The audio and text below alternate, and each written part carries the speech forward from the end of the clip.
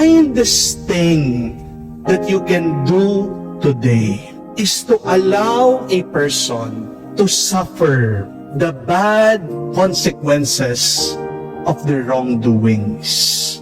The kindest thing that you can do today is to allow a person to face the consequences and the pain of the wrong decision. Pagmamahal din naman po pag tinutuwid mo ang masamang gawain ng isang tao. Kaya kung ang isang magulang, palagi po niyang binabayaran yung pagkakautang ng kanyang anak, paano po siya matututo na humawak ng pera? Hindi po ba?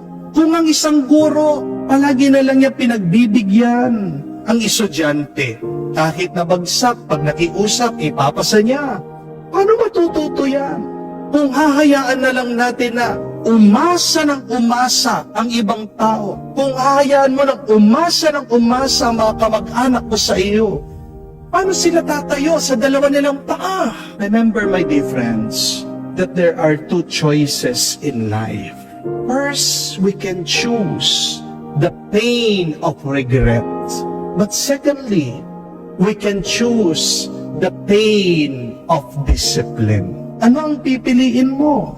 Pwede mong piliin na masaktan ka dahil dinidisiplina mo, tinutuwid mo ang iyong sarili na gawin ang tama, o pwede mong piliin ang sakit na maranasan mo ang bunga ng iyong pagkakamali. Kung papabayaan po natin ang mga tao na magpatuloy sa kanilang pagkakasala, masasaktan sila at makakasakit sila sa iba.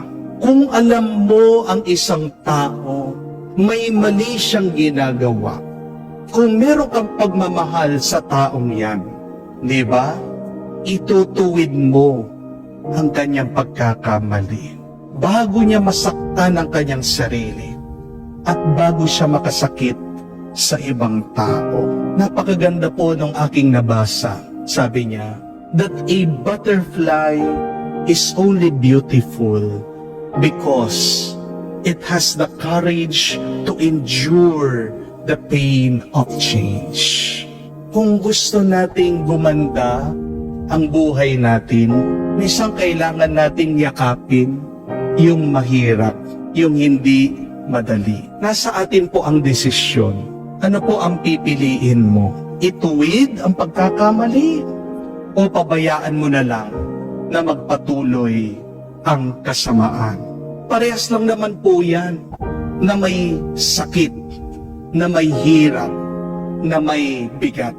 Pero isa lang po dyan ang makakapagbigay ng mabuting bunga. Isa lang po dyan ang makakapagbigay sa iyo ng tunay na saya. We pray, my dear friends, that we may choose wisely to be like God. At kung ikaw man ay nahihirapan dahil ginagawa mo ang mabuti at tama, huwag ka mag-alala dahil kita ng Diyos ang lahat na nangyayari dito sa mundo. Kung Diyos na nagbibigay ng gantimpala sa mga tapat, darating din ang araw kung ikaw ay magtsatsaga, kung ikaw ay magpupursigi, pagpapalain ka din ng Diyos ng sobra-sobrang grasya